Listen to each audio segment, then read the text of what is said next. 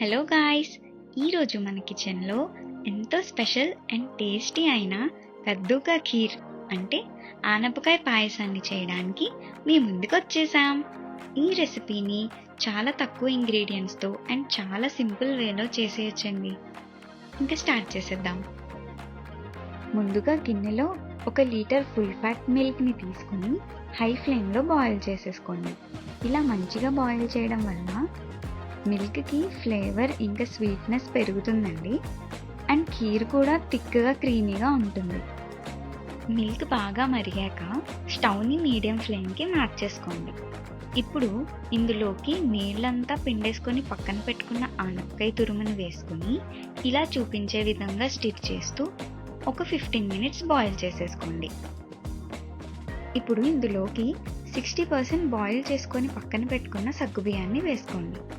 ఈ సగ్గుబియ్యం మన ఖీర్కి థిక్ టెక్స్చర్ని ఇస్తాయండి. ఒకవేళ ఇలా అవ్వకపోయినా సగ్గుబియ్యాన్ని 2 అవర్స్ పాటు నానబెట్టుకుని అయినా వేసుకోవచ్చండి. సగ్గుబియ్యం వేసుకున్నాక 10 to 15 మినిట్స్ మీడియం ఫ్లేమ్లోనే ఉంచుకొని స్టిర్ చేస్తూ బాయిల్ చేసేసుకోండి. ఇప్పుడు ఇందులోకి 4 టేబుల్ స్పూన్స్ స్వీట్ కోవాని వేసుకొని అడుగు అంటకుండా బాగా కలుపుతూ బాయిల్ చేసేసుకోండి.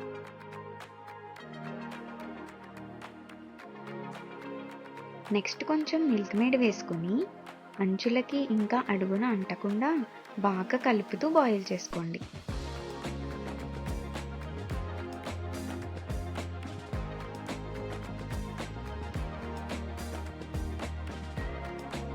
ఇక్కడ నేను 6 యాలకులు ఇంకా హాఫ్ కప్ షుగర్ని గ్రైండ్ చేసి ఆ పౌడర్ని వేసుకున్నానండి.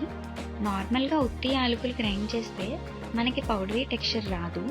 సో షుగర్ వేసి గ్రైండ్ చేస్తే మనకి పౌడరీ టెక్స్చర్ ఫామ్ అవుతుంది అన్నమాట.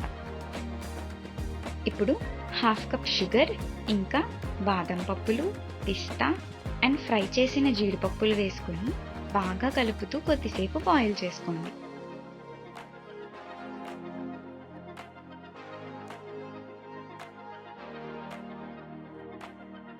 లాస్ట్లో గ్రీన్ ఫుడ్ కలర్ కొద్దిగా వాటర్లో కలుపుకొని అవి ఒక 6 నుండి 7 చుక్కలు వేసుకొని బాగా కలిపి కొద్దిసేపు లో ఫ్లేమ్లో బాయిల్ చేసుకోండి. థిక్గా అండ్ క్రీమీ టెక్స్చర్ వచ్చేసాక స్టవ్ ఆఫ్ చేసేసి ఖీర్ని బౌల్లోకి ట్రాన్స్ఫర్ చేసుకోండి. ఇప్పుడు ఇది ఒక 2 to 3 అవర్స్ లేదా ఓవర్ నైట్ ఫ్రిడ్జ్లో పెట్టేసి తర్వాత చల్లచల్లగా సర్వ్ చేసుకుంటే చాలా బాగుంటుందండి. అంతే, ఎంతో టేస్టీ అండ్ స్వీట్గా ఉన్న కద్దూకా ఖీర్ రెడీ అయిపోయింది. ఈ డిజర్ట్ రెసిపీ మీకు నచ్చిందా? నచ్చితే ఒక లైక్ చేసి మీరు కూడా ట్రై చేసి మీ ఫీడ్బ్యాక్ని కామెంట్ చేయండి. మరిన్ని మంచి రెసిపీస్ కోసం మా ఛానల్ని సబ్స్క్రైబ్ చేసుకోండి.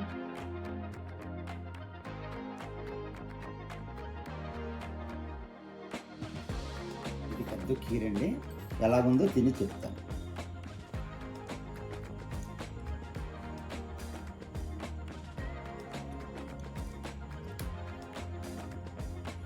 చాలా బాగుందండి.